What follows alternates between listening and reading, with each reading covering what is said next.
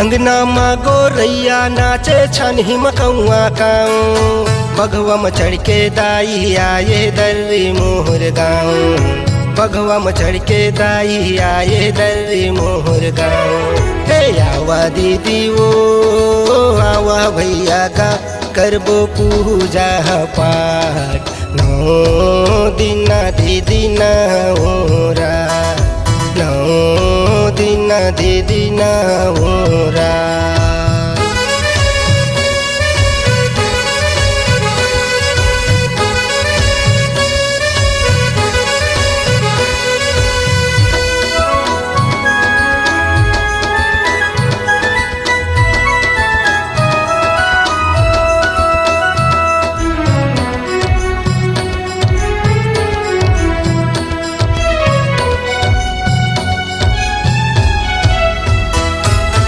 एवो चैती एवो कुंवरिया दाई के करब सिंगार बैठे बैठे माला बना दो फूले हे मंदार बैठे बैठे माला बना दो फूले हे मंदार।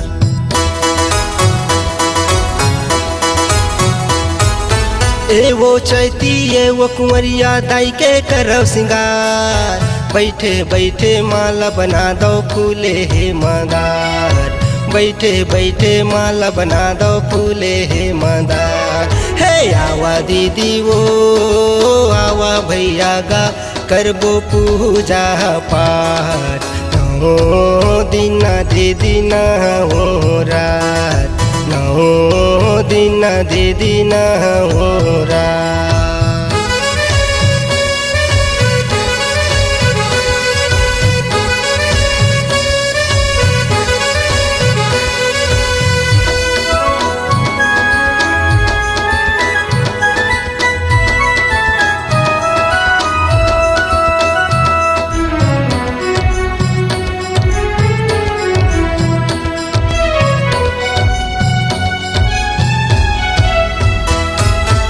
एवो चैती एवो कुंवरिया आरती सजा माटी के दिया नाम बहाती लगा माटी के दिया नाम बहाती लगा।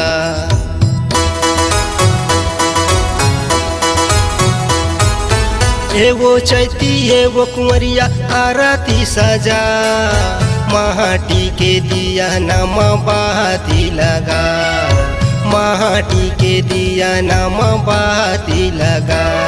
हे आवा दीदी वो आवा भैया का करबो पूजा पाठ नौ दिना दीदी ना ओरा नौ दिना दीदी ना ओरा।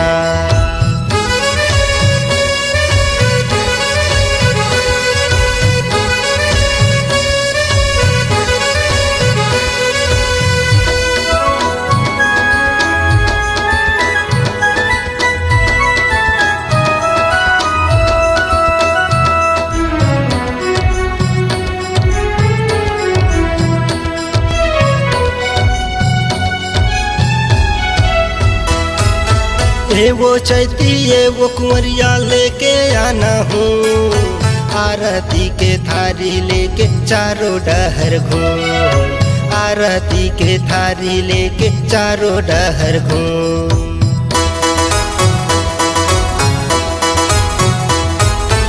एवो चैती एवो कुंवरिया लेके आना हूँ आरती के थारी लेके चारों डहर घूम आरती के थारी लेके चारों डहर घूम। हे आवा दीदी वो आवा भैया गा करबो पूजा पाठ नौ दिना दीदी ना ओरा नौ दिना दीदी ना ओरा।